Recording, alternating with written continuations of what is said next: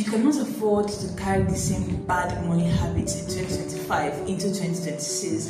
If you want to change your financial life, you have to change your financial habits. Good financial habits equals good financial life. Hi, my name is Esther. I'm a chartered accountant, a corporate banker, and I'm your money growth partner and the founder of Financial Savvy with Esther, a financial literacy platform that educates you on how to make smarter money decisions and become better with your money. Please subscribe to my channel and turn on your notification button if you want to learn and grow more financially in 2026. So here are some signs that you should check out in your financial life. If you fall into any of these categories of any of the signs, then it means you need to change something in your financial life. The first one is if you are using the same bank account for everything. So you just have a bank account that houses both your income from your job or from your businesses. In the same bank account, you're taking out money for your expenses. In the same bank account, it's money that you're saving towards a project or whatever. And the same bank account is also where you're taking money for your investments and all that. In 2026, you must stop that. You must stop it because to create a better financial life for yourself, a structured financial life for yourself, you must have separation, clarity by separation. And that simply means that the different aspects of your financial life must be separated from each other. This helps you, build a well-rounded structure and avoid any confusion or misuse of funds. So you must have a separate account for receiving your income. You must have a separate account that you tag your operational account, right, for expenses, for paying for your day-to-day bills and all that. You must have a separate account for the money you are saving towards one thing or the other. And you must have a separate account for the money that you're going to be using for investing, right? When you separate your money into these different buckets, it actually helps you, have a well-rounded structure around your money. So you can actually use different bank accounts for this. And if you don't want to have so many bank accounts in so many banks, you can actually use fintech apps like Cowrywise, Piggyverse, Optimus. These apps have flexible savings wallets that you can actually use to save for different aspects of your financial life. The next sign is if you don't have a money goal in 2026. Yes, in 2026, stop saying I want to make more money. Stop saying I want to make more money when someone asks you what is your financial life or what is your financial plan for 2026. I want to make more money in 2026. It is not a financial goal. It is not a financial goal. It is not a financial plan. You must be specific, and you can use the SMART template, the SMART goal setting template for creating financial goals for yourself. Your financial goals has to be SMART. That's S. It has to be specific. Specific meaning that it has to be specific.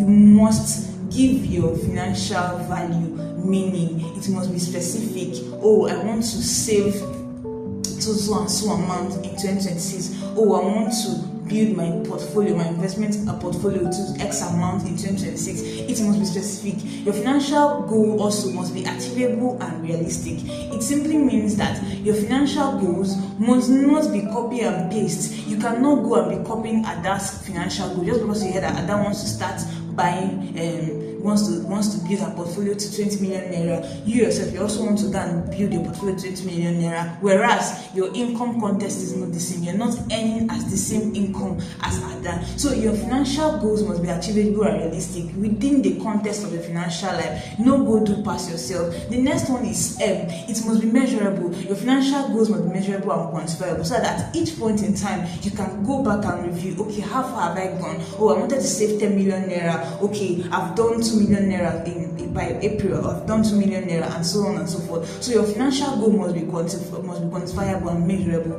The next one is that your financial goal must be time bound. Do not just set a financial goal and just leave it to whenever it happens. No, it must be time bound, right? You must set a time frame to your financial goals. So in 2026, set smart financial goals for yourself. And financial goals can fall into different categories. It can be a saving goal, it can be an investment goal, or whatever it is. It can be an income goal. You want to up your income in 2026. Your financial goal can also be that. So set financial goals for yourself. Another sign is that in 2026, you are not yet investing in 2026.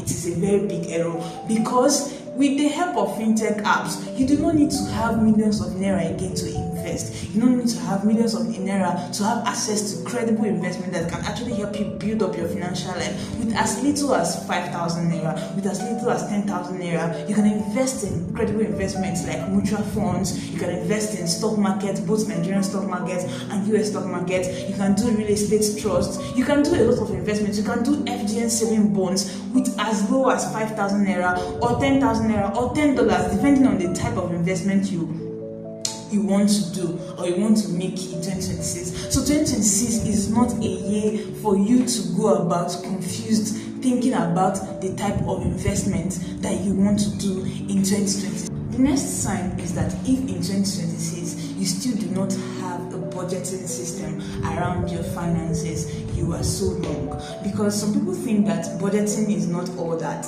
right? That all that matters is if you're making a lot of money.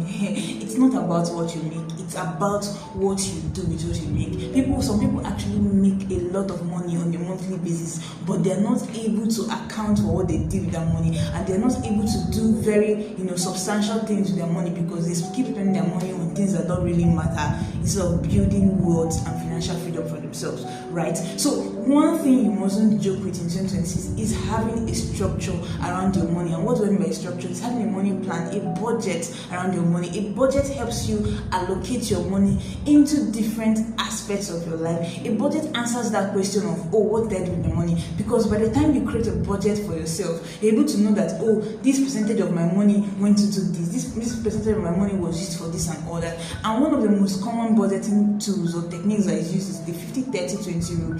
And what's the 50-30-20 rule? The 50-30-20 rule states that 50% of your income should go into your needs, 30% should go into your wants, and 20% should go into your savings and investments. So 50% goes into needs like, food, transportation, clothing, all the basic needs that you need, like your basic day-to-day expenses, right? And then 30% goes to wants, because obviously you cannot come and kill yourself.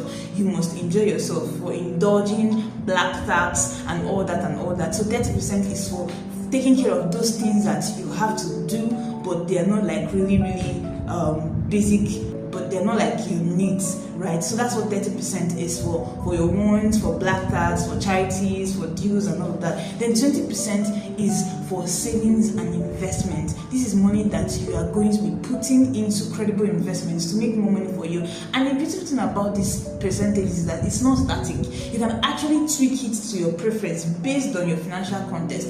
So you can actually do 40, 30, 30. You can actually do 70, 10, 20. You can actually do 20, 20, 60. Whatever works for you, right? Just ensure that you have a structure and a plan around how your money is going in 2026. The next sign is if in 2026 you are still borrowing money from your savings to take care of emergencies in your life. That is wrong, and that will lead me to two things you need to do in your financial life. The first thing is that you must have an emergency fund in 2026.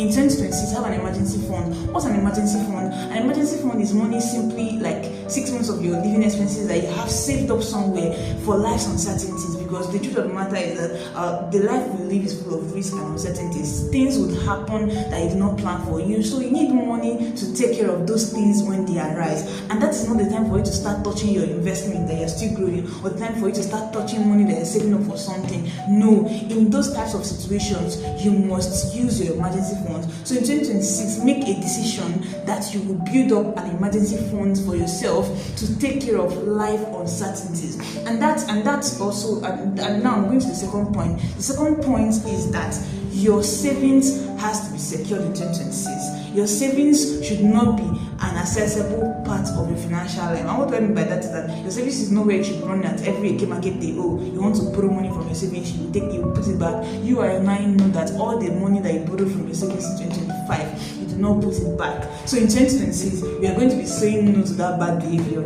Yes. And how do you do that? You can use fintech apps. So those fintech apps I've mentioned earlier, that's the likes of Cowrywise, Piggyverse, Optimus, and the rest of them. They have safe lock features that actually helps you lock up your funds, maybe for 6 months, 1 year, 9 months, whatever it is you want to do. And those funds will not be accessible for you until the end of that duration. And the beautiful thing about that thing is that as that money is locked up for you, you are earning interest on it. In some of these apps, is that the interest is as high as 18 to 20%. So these apps are not just helping you to save, they're also helping you to make money on your locked up funds. So these are the signs that you need to do better in 2026. If you fall into any of these categories, please make a U-turn in 2026. Do better in 2026. And I'm going to leave a link to all those apps that I mentioned in the description box, right? So if you want to start using them in 2026, I highly recommend start using them in 2026 to build a well-rounded structure around your financial life.